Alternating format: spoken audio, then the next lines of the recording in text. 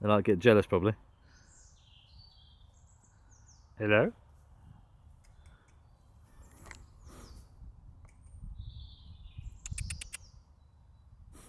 No, it's like, nah. I'm assuming they're alpacas. They're not llamas. Oh, llamas are, I think the llamas are even bigger. Yeah, I think they're Yeah. We got the goats. We got some sheep. Some more donkeys. There's the donkey here having a little scratch. Hello.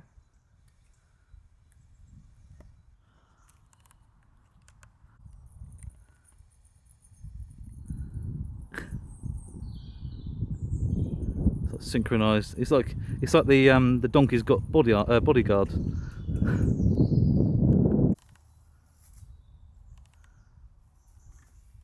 Is that it?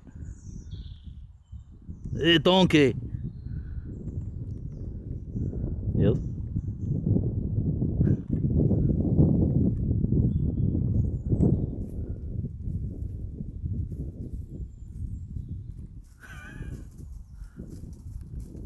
I thought he was going to have a proper roll then, but he didn't.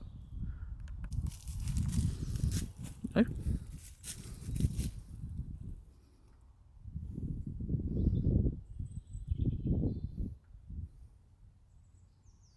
Can't quite reach it. You're a little bit scared, but not. Come here. Got no food, unfortunately. You've got a really soft nose. Go and say hello to Paz. okay. Donkey. Hey, donkey. Okay. Donkey. Hey, donkey. Just need Shrek. Hello. So it's amazing what you can see at one field. There's loads of animals down below, obviously below this buzzard. And basically we're just watching him cruise around. He came back and went a few times, but as you can see here, shooting a buzzard up through the trees I was quite impressed on how the Rx10 could do that. So starting off obviously out, as you saw the video there, out across the fields, plenty of view and blue sky and everything like that, so it was locking on perfectly. And as he cruised around, as they do their circles, he came right over the tree. And as you can see here, I still managed to lock onto him pretty well. It's not 100% perfect. My shutter speeds weren't all that fast, and obviously shooting straight up through the trees and everything like that, you know, I could have done with a faster shutter speed. Only 1/400th of a second, so shooting a moving bird is not a brilliant idea, but it did pretty well. And as you can see, here's the sequence in about 3 different bursts. So sort of on and off, doing 24 photos per second. But as you can see here, out in the sky, and then you can see the branches start to come, and then it's just stayed on him. I was like, okay. And obviously this is happening in a couple of seconds. This isn't taking very long to happen whatsoever. Even when I've missed him and then come back, it's still found him again. I was really quite impressed. And I was shooting an AFC wide, so it shows you that there's something going on in there, the algorithms and everything, that obviously allow it to do stuff like that when it really needs to. It's kind of a bit out of the blue, but you know, I was impressed. And then we're shooting Mr. Donkey and the goats here. This shot in Jpeg, so it's quite bright. It's taking the light reading off the darker parts of the goat there. So shooting in RAW, same image as close as I can sort of match it up, is, you know, I've taken a darker exposure and basically shooting in manual as well. So it's allowed me to bring back the shadows, highlights and everything, sort them out, and obviously end up with a much more balanced shot, especially when shooting towards and into bright sunlight, or when you have shadows and things like on one side and then it's super bright on the other. But like here, this is a JPEG. I couldn't pull the whites back on top of the sheep there. It's still a bit overexposed.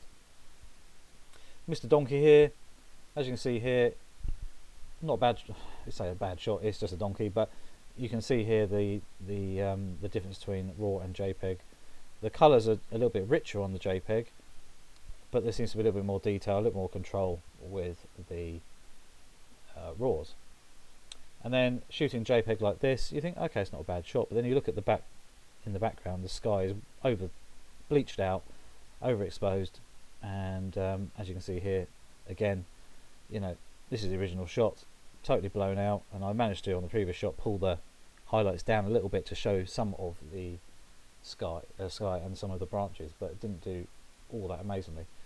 RAW in this shot here, the alpacas, I much prefer this shot compared to this shot, which is a JPEG.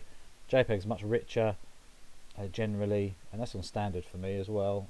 And I just didn't really like it. It was a bit too rich. Their colours in real life weren't quite like that. And this is the difference between JPEG and RAW. So as you can see here, you think, okay, there's nothing wrong with this shot at all, and there isn't. Apart from when you actually look to the right of his neck. If you look to the right of his neck, you'll see a load of artifacts and a little bit of pixelation and everything like that. And it's basically, that's me trying to pull back as much detail as I can and light on the JPEG there. But if you actually look at this, the RAW, there is none. It's much smoother, and I think that's the difference between the bit rate and the quality and everything like that, and the basic dynamic range you've got.